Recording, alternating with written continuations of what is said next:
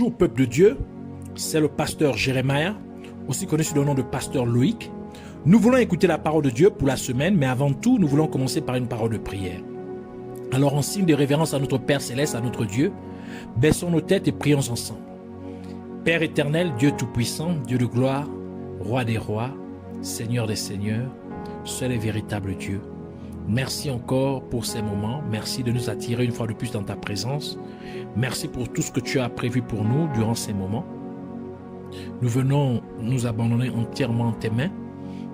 Nous te recommandons l'air, l'atmosphère, tout autour de nous et en nous, notre corps, notre âme, notre esprit, et nos pensées et notre cœur. Prends le contrôle de toutes choses.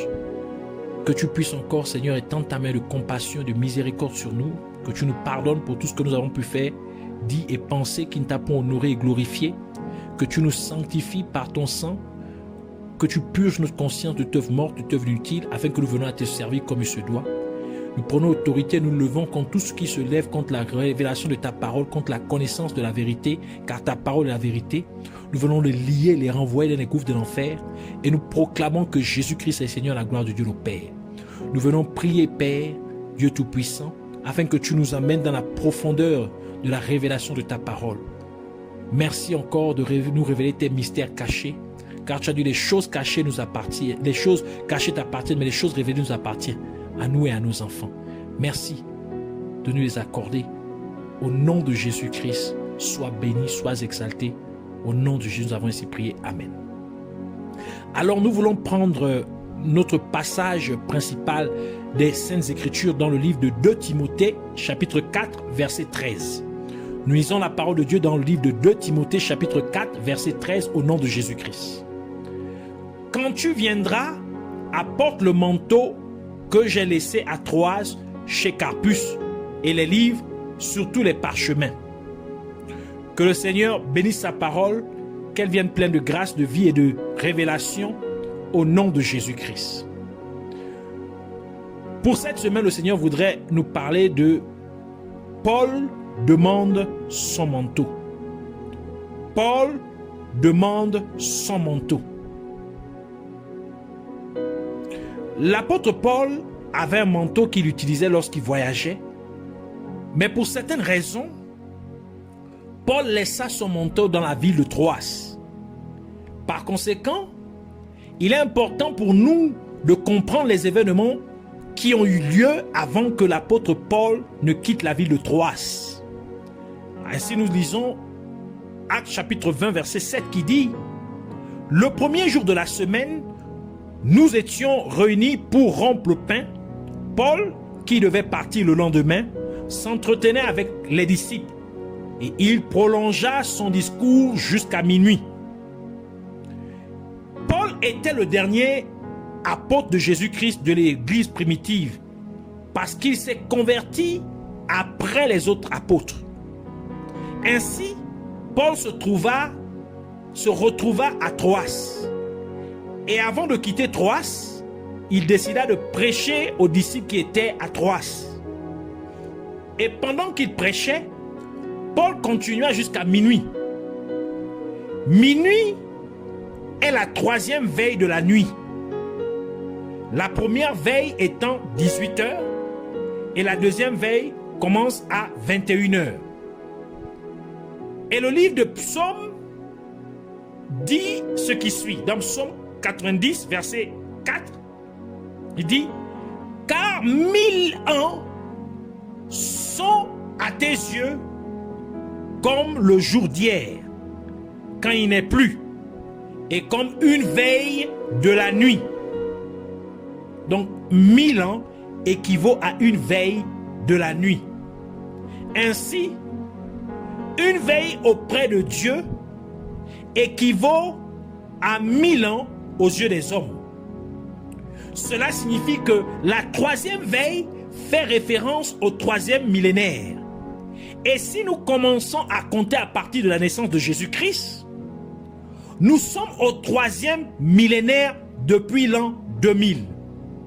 Cela signifie que nous sommes dans la troisième veille aux yeux de Dieu. D'où le fait que l'apôtre Paul continue à prêcher jusqu'à minuit, Minuit étant la troisième veille de la nuit. C'est donc une prophétie concernant notre temps actuel. Et c'est pourquoi la parole de Dieu dit dans Romains chapitre 13, verset 12. La nuit est avancée, le jour approche. Dépouillons-nous donc des œuvres des ténèbres et revêtons les armes de la lumière. Et comme l'apôtre Paul prêchait jusqu'à la troisième veille, c'est-à-dire jusqu'à minuit, il se passa quelque chose. Actes chapitre 20, verset 9 dit: Or, un jeune homme nommé Éticus, qui était assis sur la fenêtre, s'endormit profondément pendant le long discours de Paul. Entraîné par le sommeil, il tomba du troisième étage en bas et il fut relevé mort. Éticus signifie chanceux ou bon événement. Il vient du mot grec eu, qui signifie bon ou noble. En d'autres termes, Éticus fait référence à la richesse. C'est-à-dire qu'au troisième millénaire, c'est-à-dire à notre époque actuelle, il y aura des gens à qui de bonnes choses arriveraient, des gens de fortune, de bonne fortune. Il y aura des gens riches. Donc le troisième millénaire, c'est-à-dire notre époque actuelle, est caractérisée par la richesse. Et à cause des richesses matérielles de notre époque actuelle, beaucoup de gens seraient polyvalents dans leur foi. C'est-à-dire ils seront distraits. Ils ne seront pas focalisés. De la même manière qu'Éticus était assis à la fenêtre pendant que Paul prêchait à la troisième veille de la nuit. Et l'attention d'Éticus fut divisée entre écouter la prédication de Paul et contempler le monde par la fenêtre. Et à cause de ce manque de concentration totale pour la parole de Dieu, Éticus s'endormit. Et donc il tomba par la fenêtre du troisième étage jusqu'au sol. C'est-à-dire qu'au troisième millénaire, c'est-à-dire à notre époque actuelle, comme certaines personnes auraient des opportunités de réussir dans la vie, elles auront donc les moyens matériels et financiers, mais cela leur ferait perdre leur concentration sur Dieu. Cela les empêcherait de fixer complètement leur regard sur la parole de Dieu et en conséquence, elles auraient un sommeil spirituel. Et à cause de leur sommeil spirituel, elles s'éloigneraient de la foi, ce qui signifie qu'elles rétrograderaient de leur foi. Et c'est l'une des raisons pour lesquelles Jésus-Christ a dit dans Matthieu chapitre 6 verset 24, « Nul ne peut servir de maître, car ou il haïra l'un et aimera l'autre, ou il s'attachera à l'un et méprisera l'autre. Vous ne pouvez servir Dieu et Mammon. » Mammon, c'est l'ange déchu, c'est le démon de l'argent. Donc vous ne pouvez pas servir Dieu et l'argent. Vous ne pouvez pas suivre Dieu et les richesses de ce monde en même temps. Et on peut remarquer que comme Éticus tomba mort du troisième étage, l'apôtre Paul dut arrêter sa prédication de minuit pour aller ressusciter Éticus. Ceci est simplement une prophétie pour dire que dans la troisième veille, c'est-à-dire dans le troisième millénaire, en d'autres termes, à notre époque actuelle, alors que le ministère apostolique serait en action ou en exercice, les gens qui sont polyvalents, c'est-à-dire qui ne sont pas concentrés, focalisés dans leur foi, regresseraient de leur foi. Et en conséquence, les ministres apostoliques devraient interrompre leur ministère de la fin des temps pour aller ramener à la foi les gens qui auraient rétrogradé dans leur foi en Jésus-Christ. Mais il y a encore une autre prophétie liée à cela. Il y a une autre prophétie attachée à cet événement, car l'apôtre Paul a dû descendre du 3e étage dans la chambre haute, de la chambre haute au rez-de-chaussée. Cela symbolise la bassesse. Il a dû descendre afin de prendre soin d'Éticus. Et sachant que le nom Éticus signifie implicitement richesse, c'est donc pour prophétiser qu'à notre époque actuelle, certains hommes et femmes de Dieu cesseraient de prêcher sur la fin des temps pour se concentrer sur les prédications et les enseignements sur la richesse matérielle. Ils concentreraient leur ministère sur la façon d'acquérir des biens matériels, sur la façon de saisir des opportunités d'acquérir de la richesse. Par conséquent, certains hommes et femmes de Dieu arrêteraient la dispensation sur les temps de la fin en faveur des richesses matérielles de ce monde. Cela fait attrait à la bassesse. Et c'est ce que nous voyons actuellement se produire dans de nombreuses églises locales.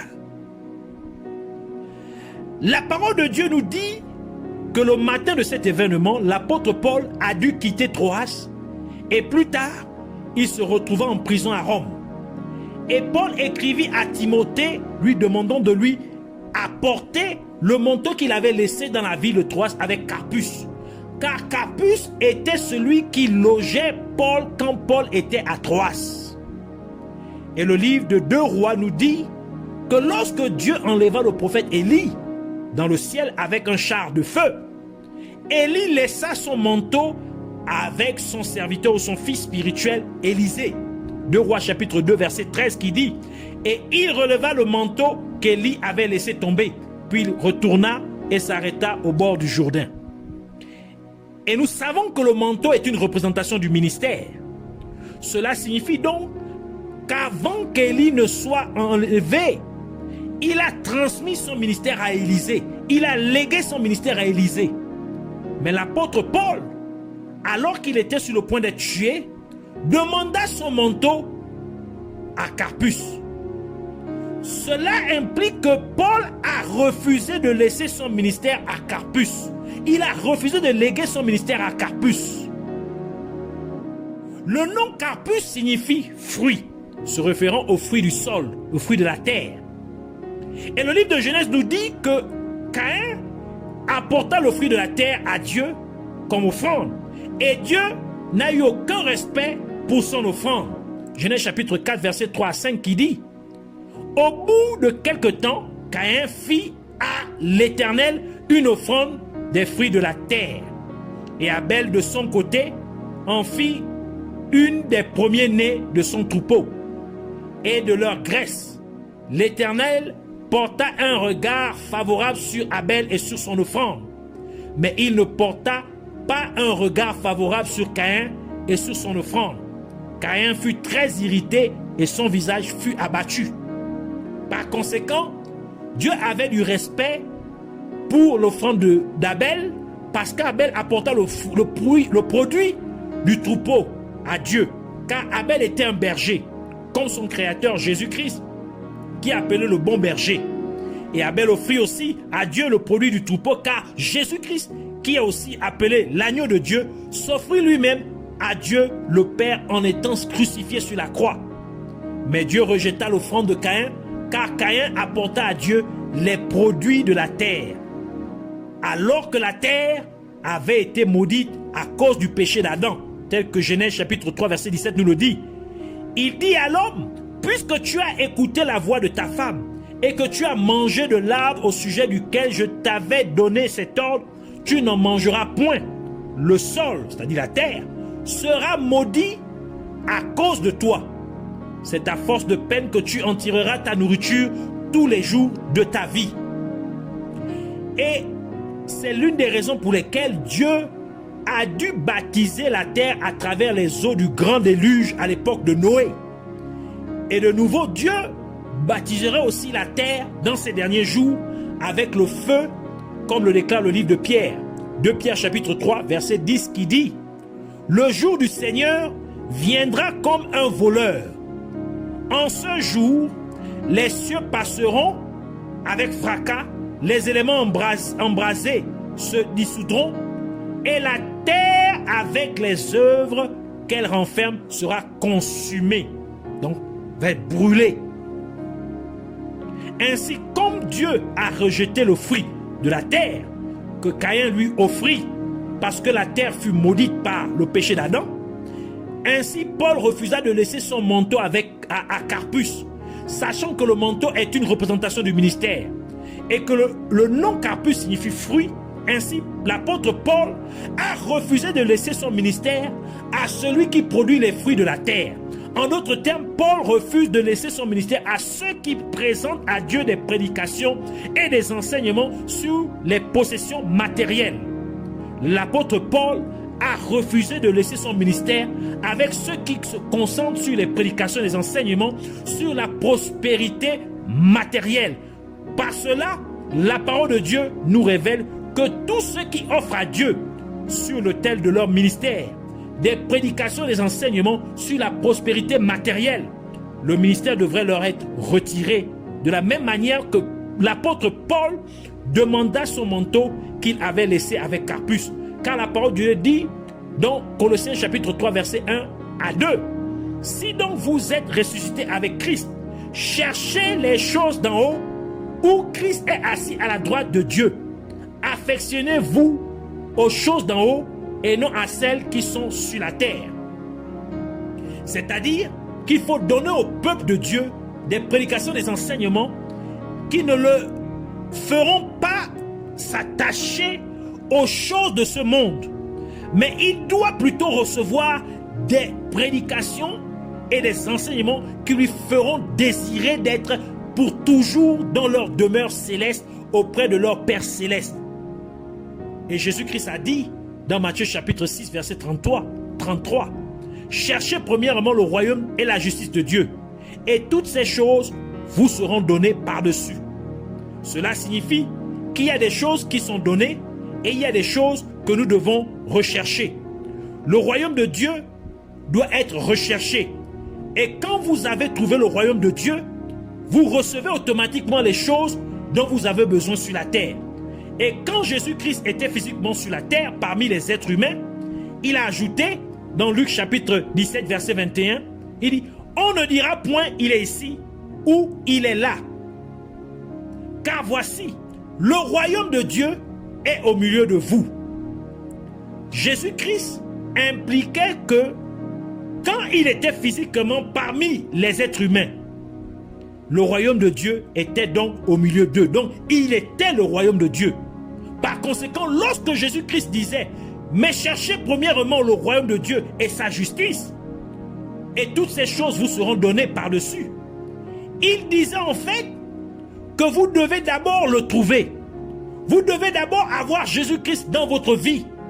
Et par conséquent, vous recevrez automatiquement les choses dont vous avez besoin sur terre.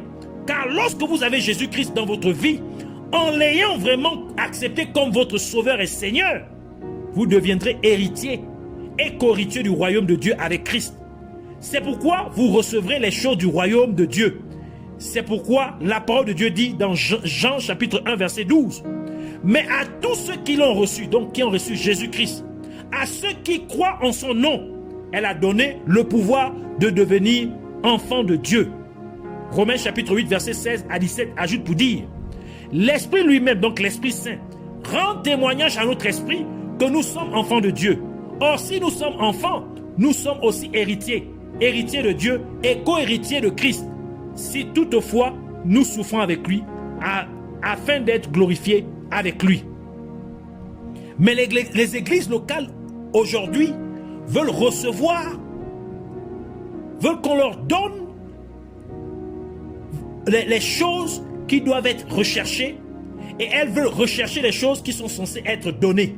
En d'autres termes, les gens veulent qu'on leur donne Jésus-Christ pendant qu'ils recherchent les choses de ce monde.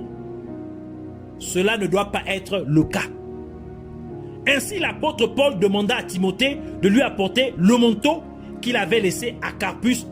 Et Paul ajouta aussi, dans 2 Timothée chapitre 4, verset 21, « Tâche-toi de venir avant l'hiver. » La première partie du verset. Donc, Paul spécifiquement demande à Timothée de venir avec son manteau avant l'hiver. Et l'apôtre Paul est mort peu de temps après avoir reçu son manteau. C'est-à-dire que l'apôtre Paul est mort en emportant son ministère avec lui. Il n'a laissé aucun successeur. Il n'a laissé que des disciples, mais aucun successeur de son ministère. Et Jésus-Christ ajouta ce qui suit au sujet de l'hiver en disant, dans Matthieu chapitre 24, verset 20, « Priez pour que votre fuite n'arrive pas en hiver, ni un jour de sabbat. » Par conséquent, Jésus-Christ a prophétisé au sujet de la grande tribulation. Et il a dit que nous devrions prier, que lorsque nous fuirons la grande tribulation, que ce ne soit pas en hiver. C'est pourquoi Paul a dit à Timothée de faire tout son possible pour venir avant l'hiver. Mais quelle est la corrélation entre l'hiver et le sabbat? Genèse chapitre 2 verset 2 à 3 dit, « Dieu acheva au 7e jour son œuvre qu'il avait faite, et il se reposa au 7e jour de toute son œuvre qu'il avait faite. Dieu bénit le 7e jour, et il le sanctifia parce qu'en ce jour, il se reposa de toute son œuvre qu'il avait créée en la faisant. » Ainsi, le sabbat est le 7e jour. C'est le jour du repos. Et depuis la création d'Adam jusqu'à nos jours actuels, il y a eu 6000 ans. Et sachant qu'un jour aux yeux de Dieu équivaut à 1000 ans aux yeux des êtres humains, cela implique donc qu'aux yeux de Dieu, depuis Adam jusqu'à nos jours, il y a 6 jours qui se sont écoulés. Ainsi, nous sommes entrés dans le 7e jour parce que nous sommes dans le 7e millénaire depuis que nous avons entamé l'an 2000. Donc, nous sommes dans le jour du sabbat aux yeux de Dieu. Et c'est pourquoi l'Église de Dieu doit être emmenée au ciel pour qu'elle puisse entrer dans le repos de Dieu. Et c'est la raison pour laquelle Jésus-Christ doit revenir pour enlever son Église. Cela signifie simplement que nous sommes à la fin des temps, car le retour de Jésus-Christ est très imminent. C'est pourquoi la parole de Dieu dit dans Romains chapitre 13 verset 11, « Cela importe d'autant plus que vous savez en quel temps nous sommes. C'est l'heure de vous réveiller enfin du sommeil, car maintenant le salut est plus près de nous que lorsque nous avons cru. » Et le Seigneur Jésus-Christ a montré à l'apôtre Jean ce qui arrivera à la fin des temps. Apocalypse chapitre 8 verset 8 qui dit, « Le second ange sonna de la trompette, et quelque chose comme une grande montagne embrasée par le feu fut jeté dans la mer, et le tiers de la mer devint du sang. » Cela nous révèle qu'avant le retour de Jésus-Christ, il y aura une immense montagne brûlante qui va s'abattre sur la mer. C'est ici ce que l'on parlait, que Dieu va baptiser, encore rebaptiser la terre, par cette fois-ci, pas par l'eau, mais par le feu. Cette grande montagne brûlante est en fait un astéroïde qui frappera la terre en tombant dans la mer. Et c'est la raison pour laquelle la NASA et d'autres agences spatiales surveillent de près les futurs objets proches qui pourraient se diriger vers la Terre. Mais selon ce que Jésus-Christ a montré à l'apôtre Jean, un astéroïde va frapper définitivement la Terre. Et cet astéroïde tombera dans la mer. Et l'impact de l'astéroïde avec l'eau de la mer provoquerait une énorme quantité de vapeur condensée qui ferait chuter considérablement la température de la terre. Et il ferait très froid. Cela créerait ainsi une température hivernale. Et c'est pourquoi Jésus-Christ a prophétisé en disant: mais priez pour que votre fuite ne se fasse pas en hiver, ni le jour du sabbat.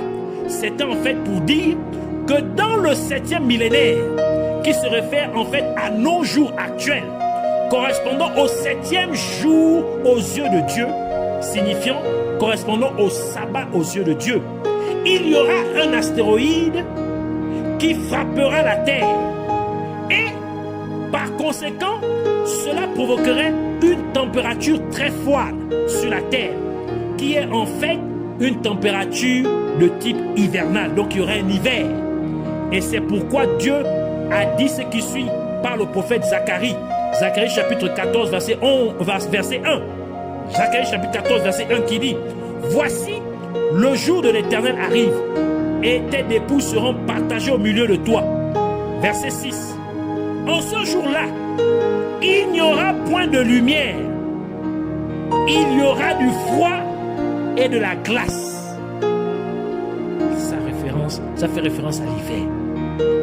Et c'est aussi la raison pour laquelle l'apôtre Paul a dit à Timothée de faire toute diligence pour venir avant l'hiver avec son manteau qu'il avait laissé avec Carpus, pour que le ministère sur la fin des temps ne soit pas confié à des gens qui se concentrent sur les richesses de ce monde. Mais le ministère de la fin des temps doit continuer à être exercé sans arrêt, parce que le retour du Seigneur Jésus-Christ est imminent. Et il y a de grandes catastrophes qui vont s'abattre sur la terre. C'est pourquoi le peuple de Dieu doit être averti et préparé afin qu'il puisse échapper à tous ces mauvais événements en étant enlevé par Jésus-Christ en ce jour de sabbat. C'est pourquoi Jésus-Christ a dit ce qui suit dans Luc chapitre 14 verset 5. Puis il leur dit: lequel de vous, si son fils ou son bœuf tombe dans un puits, ne l'en retirera pas aussitôt le jour du sabbat? C'était pour dire que dans les derniers temps, dans les derniers jours dans lesquels nous vivons, lorsque de grands événements épouvantables s'abattraient sur la terre, Jésus-Christ enlèverait ses enfants et ses serviteurs, car le bœuf est un animal serviteur. Jésus-Christ enlèverait ainsi son Église. Ainsi, il faut que nous soyons prêts. Il faut que nous ne soyons pas distraits. Il faut que nous ne soyons pas partagés entre Dieu et les choses de ce monde, entre la parole de Dieu et les richesses de ce monde. Mais nous devons, notre cœur doit être complètement attaché à Dieu, donner nos yeux, nos regards fixés entièrement sur la parole de Dieu. C'est pourquoi nous voulons prier pour dire: nous te remercions, Père Céleste, pour cette révélation de ta parole. Cela nous montre à nouveau combien tu nous aimes, car tu ne veux pas que nous soyons laissés pour compte et que nous subissions ces mauvais événements qui sont sur le point de s'abattre sur la terre. Et c'est pourquoi tu nous avertis par ces révélations de tes saintes Écritures. Nous te prions donc, Abba Père, afin que tu nous aides à prendre cet avertissement au sérieux, en veillant à ce que nous n'ayons pas notre attention partagée entre toi et les richesses de ce monde, mais que nous nous engagions pleinement à suivre ta parole, que notre cœur soit complètement fixé sur toi et sur les choses de ton royaume céleste, au nom de Jésus-Christ. Et nous prions aussi pour que tu nous aides, pour que tu aides tous ceux qui sont appelés à prêcher et à enseigner sur ces temps de la fin, à ne pas interrompre ou arrêter leur ministère pour se concentrer sur les prédications, sur la prédication ou l'enseignement sur les biens matériels. Que nous ne présentions point sur l'autel de notre ministère des sermons, c'est-à-dire des prédications et des enseignements sur les richesses de ce monde. Que cela n'arrive pas au nom de Jésus-Christ.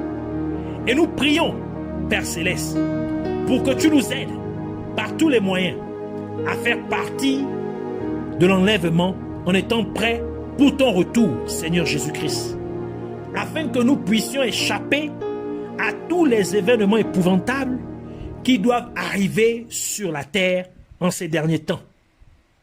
Nous te remercions, Sauveur Tout-Puissant, Dieu glorieux, Yahweh. Merci parce que tu nous as entendus, tu nous as écoutés. Et nous croyons fermement que tu feras comme nous t'avons prié. Puisses-tu recevoir toute la gloire et la louange pour toujours et à jamais.